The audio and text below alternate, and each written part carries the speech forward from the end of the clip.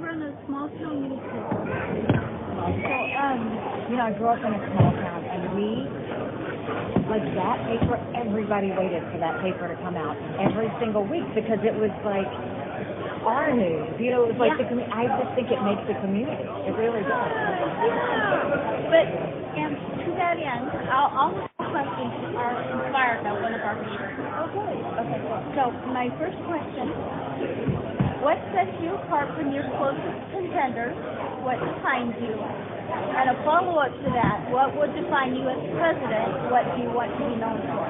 Well, I think I'm the only candidate that has been a two-term governor that took a double-digit unemployment state and turned it into an economic powerhouse. I dealt with Russia, China, Iran every day when I was in the United Nations. No one else has the foreign policy experience that I have. But at the same time, I'm a military spouse. I'm the daughter of legal entities. I know everything that makes this country great.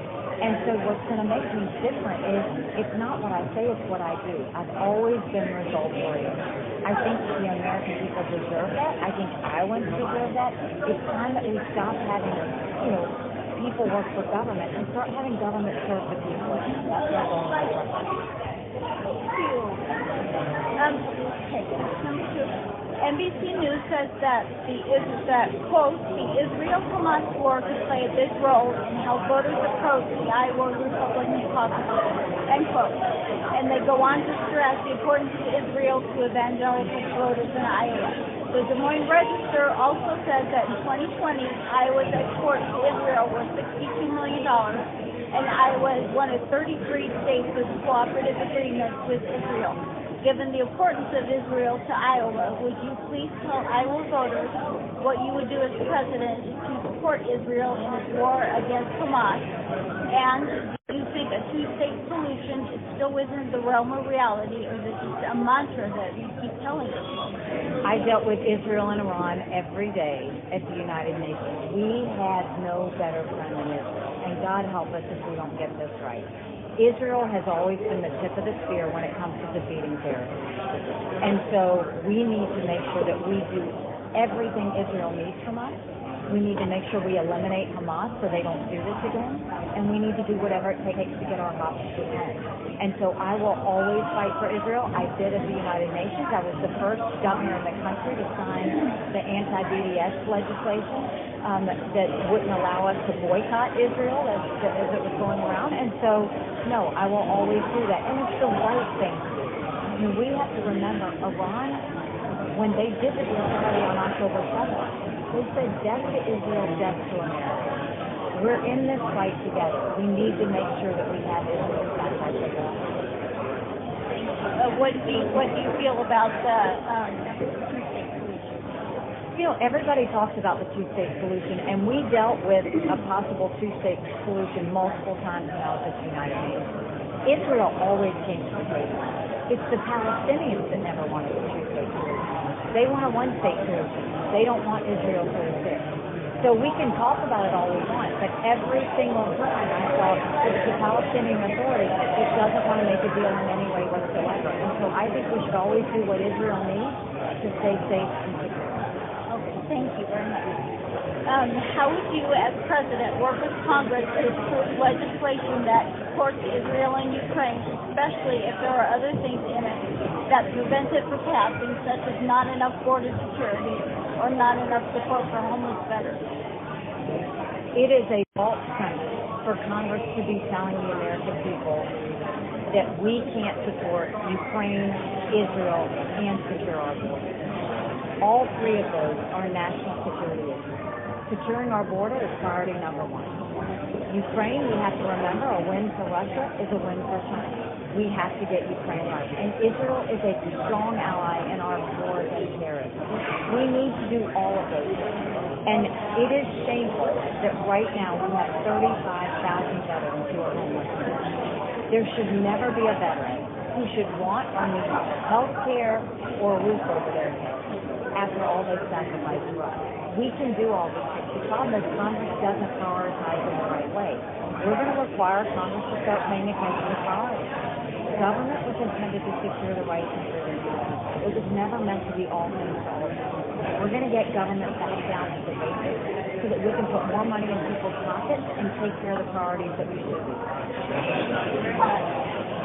One of our rural Webster County neighbors, Kelly Blair, who operates Blair Farms just outside of Dayton with her husband AJ, recently won an award for women who are impacting agriculture by working on such things as innovative drainage.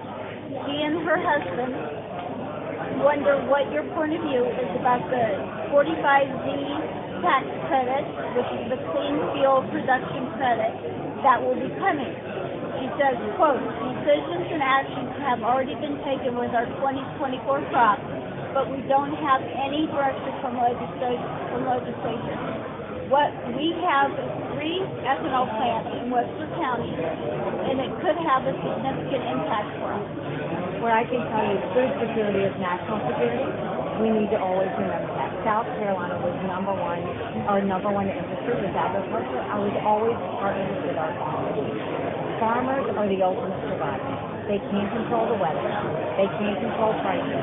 They just have to keep going. We need to support them in that. And that means when it comes to energy, we need to do an all of the above. That includes biofuels. We should turn that into an economic power and export as much out as we possibly can. But they don't need a mandate. They don't need mandates on their water. They don't need mandates on what times of year they can do E15. They don't need mandates on really pushing them down. We need to go in and let them actually do things that help our economy, that help our energy policy, that help us in terms of exporting out more. So I'm always going to have their back, whether it's renewable fuel standards, whether it's making sure that we keep the EPA out of their lives, or whether it's making sure that we're partners with them on finding new trade partners to start selling, so they'll have a partnership.